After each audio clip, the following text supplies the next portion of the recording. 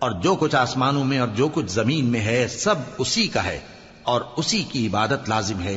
تو تم اللہ کے سوا اوروں سے کیوں ڈرتے ہو؟ اور جو نعمتیں تم کو میسر ہیں سب اللہ کی طرف سے ہیں۔ پھر جب تم کو کوئی تکلیف پہنچتی ہے تو اسی کے آگے فریاد کرتے ہو، پھر جب وہ تم سے تکلیف کو دور کر دیتا ہے تو کچھ لوگ تم میں سے اللہ کے ساتھ شریک کرنے لگتے ہیں تاکہ جو نعمتیں ہم نے ان کو عطا فرمائی ہیں ان کی ناشکری کریں۔ تو مشرکو، دنیا میں فائدے اٹھا لو، پھر ان قریب تم کو اس کا انجام معلوم ہو جائے گا، اور ہمارے دیے ہوئے مال میں سے ایسی چیزوں کا حصہ مقرر کرتے ہیں جن کو جانتے ہی نہیں۔ کافرو، اللہ کی قسم کہ جو تم جھوٹ باندھا کرتے ہو اس کی تم سے ضرور پرسش ہوگی۔ اور یہ لوگ اللہ کے لیے تو بیٹیاں تجویز کرتے ہیں، وہ پاک ہے، اور اپنے لیے بیٹے جو مرغوب دل پسند ہیں، اور جب ان میں سے کسی کو بیٹی کے پیدا ہونے کی خبر ملتی ہے تو اس کا منہ غم کے سبب کالا پڑ جاتا ہے اور وہ اندر ہی اندر گھٹنے لگتا ہے، اور اس خبر بد کے سبب جو وہ سنتا ہے لوگوں سے چھپتا پھرتا ہے، سوچتا ہے کہ آیا ذلت برداشت کر کے لڑکی کو زندہ رہنے دے یا زمین میں گاڑ دے۔ دیکھو، یہ جو تجویز کرتے ہیں بہت بری ہے۔ جو لوگ آخرت پر ایمان نہیں رکھتے انہی کے لیے بری مثال ہے، اور اللہ کو صفت اعلیٰ زیب دیتی ہے اور وہ غالب ہے، حکمت والا ہے۔ اور اگر اللہ لوگوں کو ان کے ظلم کے سبب پکڑنے لگے تو ایک جاندار کو زمین پر نہ چھوڑے، لیکن ان کو ایک وقت مقرر تک مہلت دیے جاتا ہے، پھر جب وہ وقت آ جاتا ہے تو ایک گھڑی نہ پیچھے رہ سکتے ہیں نہ آگے بڑھ سکتے ہیں۔ اور یہ اللہ کے لیے ایسی چیزیں تجویز کرتے ہیں جن کو خود ناپسند کرتے ہیں،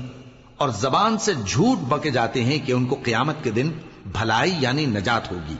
کچھ شک نہیں کہ ان کے لیے دوزخ کی آگ تیار ہے، اور یہ دوزخ میں سب سے آگے بھیجے جائیں گے۔ اللہ کی قسم، ہم نے تم سے پہلی امتوں کی طرف بھی پیغمبر بھیجے تو شیطان نے ان کے کرتوت ان کو آراستہ کر دکھائے، تو آج بھی وہی ان کا دوست ہے اور ان کے لیے عذاب علیم ہے۔ اور ہم نے جو تم پر کتاب نازل کی ہے تو اس لیے کہ جس بات میں ان لوگوں کو اختلاف ہے تم اس کا فیصلہ کر دو، اور یہ مومنوں کے لیے ہدایت اور رحمت ہے۔ اور اللہ ہی نے آسمان سے پانی برسایا، پھر اس سے زمین کو اس کے مرنے کے بعد زندہ کیا، بے شک اس میں سننے والوں کے لیے نشانی ہے۔